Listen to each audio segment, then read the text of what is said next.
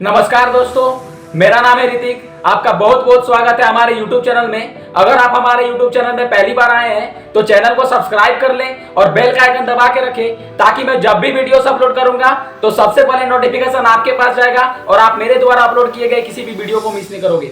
दोस्तों, आज मैं आपको एक कहानी सुनाने जा रहा हूँ। यह कहानी स्वामी विवेकानंद जी का है। ये स्वामी विवेकानंद जी का एक सबसे अच्छा कहानियों में से एक है। ये कहानी एक शेर की है।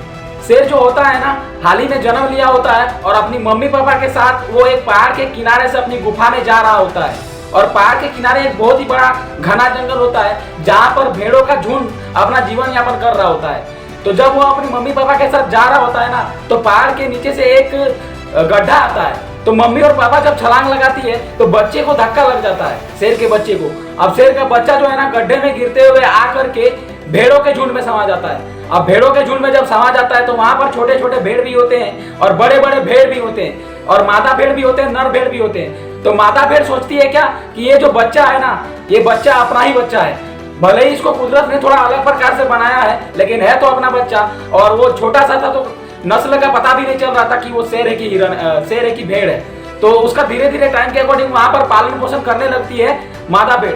और शेर और शेरनी को यह लगता है कि वो शेर का बच्चा है तो वो खुद ही लौट आएगा, हम लोगों को जाने की जरूरत नहीं है।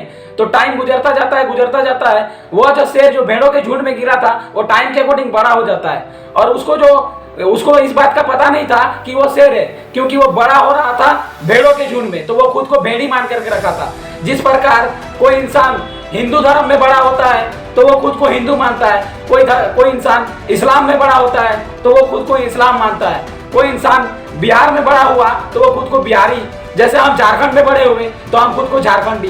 तो इसी प्रकार वो शेर था तो शेर, लेकिन बड़ा हुआ था भेड़ों के झुंड में तो वो खुद को भेड़ी मान के रखा था। टाइम के अकॉर्डिंग एक बार हुआ क्या कि एक बूढ़ा शेर आया जंगल में शिकार करने के लिए। उसको भूख लगी थी तो उसने देखा भेड़ों का झुंड, और उस भेड़ों के झुंड में जब वो हमला किया अपना शिकार करने के लिए तो वो एक दृश्य देखा, जिस दृश्य को देख करके वो हैरान रह गया। वो देखा कि एक भेड़ तो भाग ही रहे हैं, लेकिन साथ ही साथ एक शेर भी भागे जा रहा है। पूरा जिंदगी उसका गुजर गया था, इस प्रकार का दृश्य उसने कभी भी देखा नहीं था।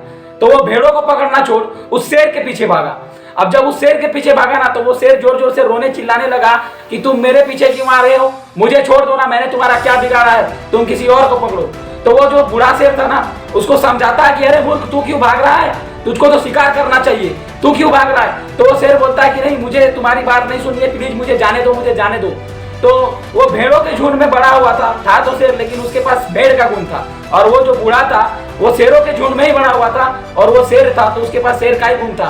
तो ज्यादा तेजी से बूढ़ा शेर भागा और फाइनली उस शेर को पकड़ लिया।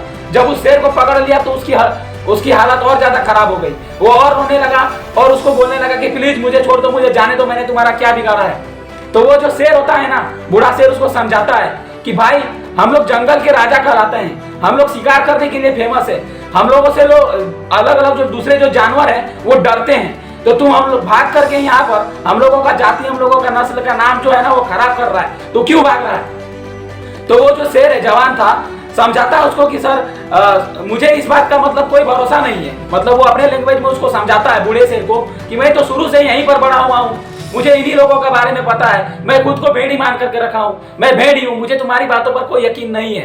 तो वो जो बूढ़ा शेर होता है ना, उसको एक छोटा सा तालाब दिखाई देता है जंगल में एक छोटा सा तालाब दिखाई देता है। तो वो उस शेर को समझाता है, बोलता है कि एक काम करो, तुम चलो तालाब के किनारे जा करके पानी में अपना चेहरा देखना, अपना रंग रूप देखना और मेरे से मिलाना। अगर तुमको मिलता जुलता नजर आएगा तो तुमको समझ में आ जाएगा ना कि तू भी क्या है। तो वो बोलता है कि नहीं, मैं तुम्हारे साथ वहां पर नहीं जाऊंगा, तुम वहां पर ले जाकर के मुझे मार डालोगे।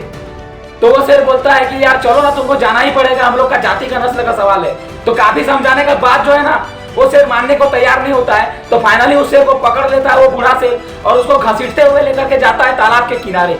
और तालाब के किनारे जब लेकर के जाता है और उसको डांटता है और डांट करके बोलता है कि देख मूर्ख, और अपना चेहरा और मेरा चेहरा मिलाओ, अपना रंग रूप और मेरा रंग रूप मिलाओ, अगर मिलता जुलता नजर आएगा तो तुमको समझ में आ जाएगा ना कि तू कौन है। तो वो मजबूरी में डर से क्या करता है, तालाब में देखता है। जब वो तालाब में देखता है ना, तो वो भी हैरान हो जाता है देख करके। दोनों का आपस में हर वो चीज मिलता जुलता नजर आता है। तब जाकर के उसकी जो भी वो बूढ़ा शेर उसको बता रहा था ना, उसकी बातों पर उसको यकीन आ जाता है। और इस कहानी का अंत यहीं पर होता है। स्वामी विवेकानंद जी इस कहानी से इंसानों को सिखाने का कोशिश किए हैं कि कुदरत जो है ना, कभी भी किसी भी इंसान के अंदर कोई भी कमी देकर के नहीं भेजता है। बात बस इस चीज की होती है कि इंसान जिस प्रकार का माहौल में बड़ा होगा उसका सब कुछ वैसे ही हो जाएगा। जिस प्रकार वो था तो शेर, लेकिन बड़ा हुआ था भेड़ों के झुंड में, तो उसका सब कुछ जो था ना वो भेड़ों के तरह था। तो उसी प्रकार से जो इंसान महीने का 10,000 रुपया कमा रहा है, उसके पीछे सिर्फ और सिर्फ उसका एनवायरमेंट का रीजन है, उसके माहौल का रीजन है। कोई इंसान 50,000 रुपया महीने का कमा रहा है तो उसके पीछे भी उसका रीजन सिर्फ उसके माहौल का है। कोई इंसान 1 करोड़ रुपया 1 लाख रुपया महीने का कमा रहा है तो उसके पीछे भी कहीं ना कहीं उसका रीजन सिर्फ और सिर्फ उसका माहौल का ही होता है। तो दोस्तों, इंसान को ज्यादा से ज्यादा पैसा अगर कमाना है तो उसको अपना माहौल बदलना पड़ेगा। सिंपल सी बात है, इस कहानी का मोरल यही होता है। Thank you so much guys. मैं आप लोगों को इस कहानी से बस इतना ही सिखाने का कोशिश कर रहा था। अगर आपको इस वीडियो में से सीखने को मिला है तो इस वीडियो को लाइक करें, कमेंट करें और अपने दोस्तों के साथ शेयर जरूर कर दें। और इसी प्रकार के लगातार वीडियोस पाने के लिए मेरे चैनल को सब्सक्राइब कर ले। और दोस्तों, आप चाहे तो हमको सोशल मीडिया अकाउंट में भी फॉलो कर सकते हैं। मेरा फेसबुक का अकाउंट और इंस्टाग्राम का अकाउंट का लिंक जो है ना वो डिस्क्रिप्शन में आपको मिल जाएगा। Thank you so much.